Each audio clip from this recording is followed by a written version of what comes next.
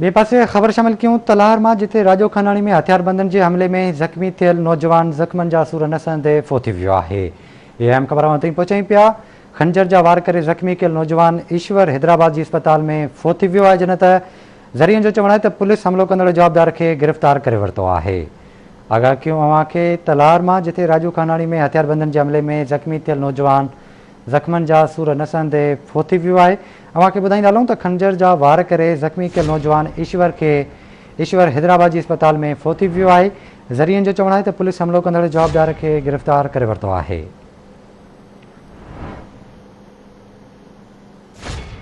यह अहम ख़बर अव्हां ताईं पहुचायूं पिया। तलार मां जिथे राजो खानाणी में हथियारबंदनि जे हमले में ज़ख़्मी थियल नौजवान ज़ख़्मनि जा सूर न सहंदे फ़ौत थी वियो आहे।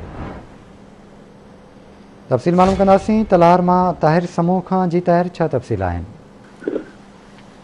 जी बशारत, तलार लॻ राजो खानाणी शहर में अॼु सुबुह जो ईश्वर खे चाकुनि जा वार करे ज़ख़्मी कंदड़ जेको आहे सो जवाबदार फरार थी वियो। जॾहिं ज़ख़्मी ईश्वर खे गंभीर जी हालत में हैदराबाद मुंतक़िल कयो, जिते हू ज़ख़्मनि जा सट न कंदे फ़ौत थी वियो। जॾहिं त लाश खे पोस्टमार्टम जे लाइ तलार आंदो वियो आहे।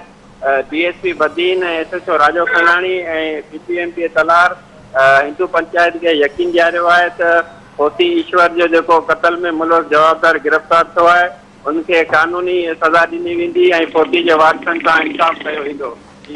ठीकु आहे ताहिर समूह, वॾी महिरबानी अव्हां जी तफ़सील खां आगाह करण लाइ।